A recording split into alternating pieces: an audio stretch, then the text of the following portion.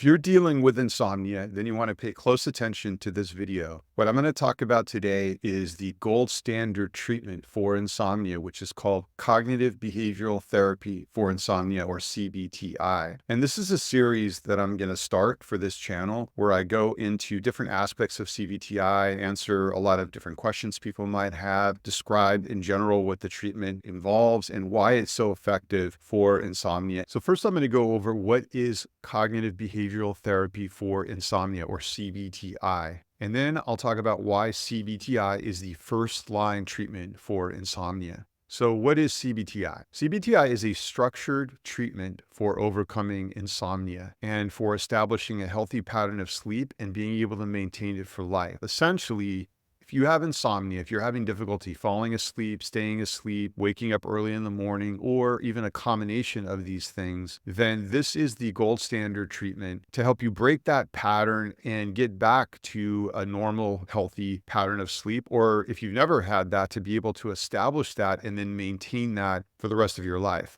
So when I say it's a structured treatment, I mean this is a treatment developed specifically just for insomnia. There's a treatment called CBT, which is the kind of umbrella type of treatment that is used for many different things like anxiety and depression. But CBTI is specifically for insomnia. Now, the treatment generally takes between 5 to 8 weeks to learn the core skills. It takes longer than that generally to get completely past insomnia, but to learn kind of the core key skills, it takes about 5 to 8 weeks, and it's sequential. And what you're doing each week is you're learning one or two key skills that you then apply to your sleep at night. And then the next week, you learn a couple more skills and you build on what you learned the previous week. So it's a layered treatment that builds over several weeks. And the reason we do that is to not overwhelm you or overwhelm your body as you're making these changes with your sleep. It's a little gentler of a process, but essentially by the third or the fourth week of the process, you're applying everything and then you're adjusting every week based on certain key things that I'll cover here in a minute. So you're building these skills up over several weeks. The other thing about CBTI is it's not like regular therapy. It's not like talk therapy where you just go to a therapist and just talk about the problem and tell them all about your sleep and how much you're struggling with it. I mean, you probably will do that in a first session, or if you're trying to figure out if you have insomnia. But once you do that, you really need to start changing your behaviors. This is mainly a behavioral process. You're changing your actual sleep behaviors around the way you're going about sleeping each night. And it's that actually fixes the sleep. So it's really about learning skills, and each session or each week is your learning skills. It's more like a class rather than talk therapy. There are really 4 key skills to CBTI, and these are really the core skills. There's a few other skills and other things that you learn as you go through the process, but these 4 are really the key things, and you really need to be doing all 4 of these for CBTI to be effective. Many times, CBTI is done incorrectly. It's implemented correctly, or it's taught incorrectly by therapists because they're not very familiar with the treatment or they're not experienced, and they'll just leave things out. They'll just do like one thing or two things. You really need to do all 4 of these things in a certain sequence for it to be effective. So the first thing is a sleep log. Now, a sleep log is really important because it's how this treatment is personalized to you. The treatment itself is the same core skills and the same process, but how you apply these 4 key skills is going to differ depending on your particular pattern of sleep and a lot of other things like, are you taking medication? And if so, what dosage? And what other things are you doing? And we want to make sure that we're applying the skills to your sleep pattern so it fits your sleep like a glove. So the sleep log is to be able to capture certain key numbers that we use to then personalize the skills. And it's pretty simple. When you wake up each morning, you open your sleep log and you just spend a few minutes answering a few questions about your sleep and what happened that night. And then you just continue to catalog that as you go through the process. This also shows you how you're making progress. It shows us where the problems are. So it's really important to have the sleep log. The second is what's called sleep scheduling. Now, this is sometimes called sleep restriction. I don't use the term sleep restriction, I use sleep scheduling. And the reason for that is sleep restriction is a very misleading term. It's kind of a scary thing. I'm going to restrict my sleep. You actually don't restrict your sleep. And when they talk about restriction, they mean the amount of time that you give yourself in bed each night for sleep. Generally, people are spending way too much time in bed awake when they have insomnia versus asleep. And that is one of the main things that causes insomnia because it lowers what's called your sleep efficiency. It weakens your sleep system. So we don't want that, but we don't want to shrink down the time that you're in bed so much that it's like impossible for you to be able to get a decent amount of sleep. And we never restrict it lower than the amount you've actually been sleeping in terms of your average. And we even add an extra buffer of time to do that. So that's why I call this sleep scheduling, which is creating a bedtime, a wake up time, and the amount of time in bed based, again, on your data or your numbers from the last week that we're tracking with the sleep log. That's a very, very key skill to this process. The third one is what I call 30-30, but it's often called stimulus control. And I don't like that term. It sounds very clinical. But all this is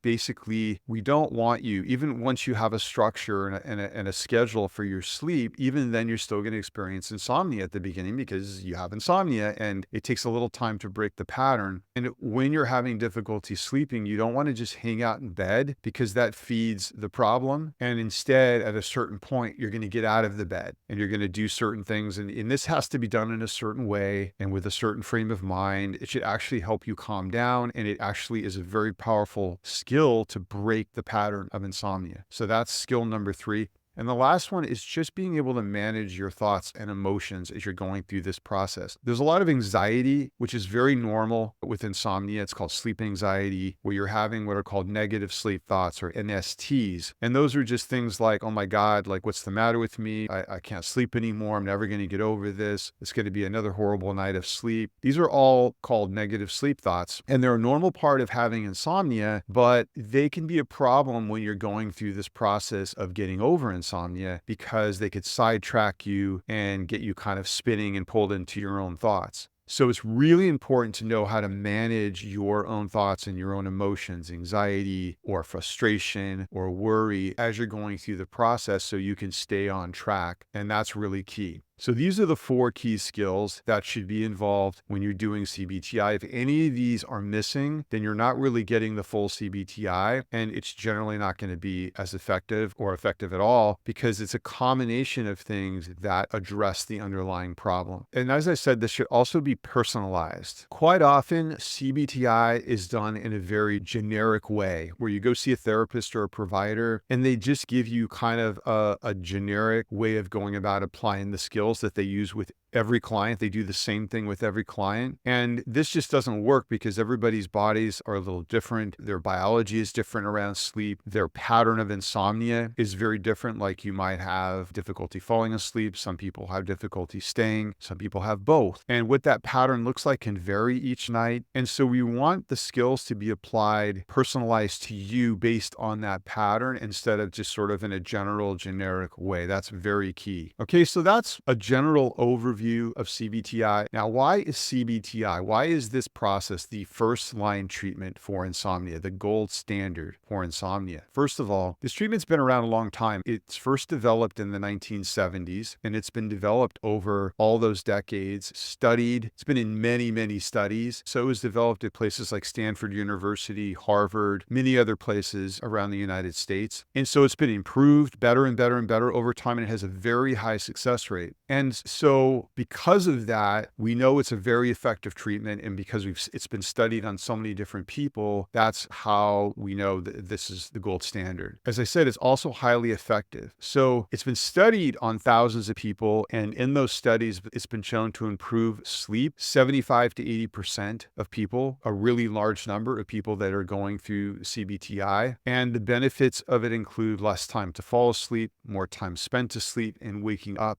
during sleep. Now, what I've found in my own program and when I've worked with clients is that the success rate can actually be 100%. What these studies don't include is the person's commitment to the process and really getting expert guidance, but particularly the commitment. Because this is a behavioral treatment, it's kind of like you might go to the best personal trainer in the world and they give you the perfect workout, but if you don't do it and you don't stick with it, you're not going to get the benefit. Or if you are trying to lose weight and you go to a really good dietitian or a nutritionist and they give you this amazing plan for how to transform your eating and your diet, but you don't follow it or you don't stick with it, it's not going to work over time. And I think that's what the 20 to 25% of people that don't fully get over insomnia with CBTI, it's because of the commitment. What I've seen in my own program is the people that come in and they're just kind of done with insomnia and they're ready to get over it and they're willing to go through the process and stick with it with my support and my help. The success rate is nearly 100%. I would say it's 100% in terms of they always get improvement and they always make progress on their sleep and they get to a way better place, or they get completely past the insomnia and establish a healthy pattern of sleep because they're coming in with that commitment. And because CBTI is just addressing the underlying core issue that's causing the insomnia, it's just undoing the problem. And everybody has the ability to sleep. You don't lose that ability. So we're just reestablishing that through this process. It also works better than sleeping pills. So it's been studied against sleeping pills, things like Ambien, and it's been proven to be more effective than sleeping pills. There's no side effects because you're not taking a medication. In fact, in the second week of CBTI, there's an option that if you're taking medication, whether it's over the counter or prescribed, or you're doing CBD or THC or anything like that, there's a way to taper off of it safely. You're given a plan to taper off it safely, and you share that plan with your physician, and they give their sign off on it. It's a very conservative plan. And therefore, you're coming off medication while you're actually implementing skills and changes to your sleep that will address the core issue that the medication isn't. Now, you don't have to come off medication if you don't want to. You can do this treatment and continue taking the medication and come off it later, but you do have that option if that's something that you want to do. But the CBTI treatment alone has no side effects because all you're doing is changing your behaviors around the sleep. So it's perfectly safe, it's perfectly natural. It also maintains improvements in sleep long term. This is something that medication doesn't do. Medication generally, if it works at all, it doesn't work for that long. And then you have to change to another medication. You have to increase the dosage. You have to keep kind of being stuck in that cycle. And also medications will interfere with your sleep cycle and the quality of the sleep. With CBTI, once you get past the insomnia, as long as you continue just practicing the general principles of good sleep, you'll maintain it for indefinitely. Like I had insomnia 10 years ago. That's how I got into this as a specialty. I used the same exact process to overcome insomnia myself. And because you learn relapse prevention, in other words, you learn how to prevent insomnia from coming back at the very end of the process, then you never go back to insomnia. So I haven't had a relapse. I haven't had insomnia come back again in 10 years because I know how to respond to the things that could lead to insomnia, like stressors, or if you're traveling and there's changes in time, things like that interfere with sleep, you don't slip back into the pattern. And this actually has been studied. CBTI has been studied up to 10 years post-treatment. And the people that they've studied were still able to maintain good quality sleep, have no insomnia because they maintain the basic principles. And in fact, usually what happens is people's sleep get better and better over time as they continue to apply these skills. It's also so effective, as I said, because it addresses and reverses the underlying root causes of insomnia. These are poor sleep behaviors, and these are negative sleep thoughts. These are the things that actually create insomnia and maintain it. What happens is most of the other things that are recommended for insomnia, like medication and sleep hygiene, they do not address the underlying root causes. So they might have some benefit in the short term, but they never actually address the core issue, and therefore they don't really cure or get rid of the insomnia. They just sort of mask it, or they sedate you if you're taking the medication, but they don't address the core issue. CBTI, as I said, has also been used successfully on hundreds of thousands of people, and it's been studied on people of all ages, genders, ethnicities, races, education. It doesn't matter. It doesn't discern between any of these things. It doesn't matter what your income is, how successful you are in your life, even how healthy you are and how in good shape you are. I've seen a lot of people in my program, they're extremely fit. They exercise, they run, they have good diets, and they still get insomnia because one doesn't have anything to do with the other. So it doesn't really matter from what walk of life you come from. It's effective for just about everybody.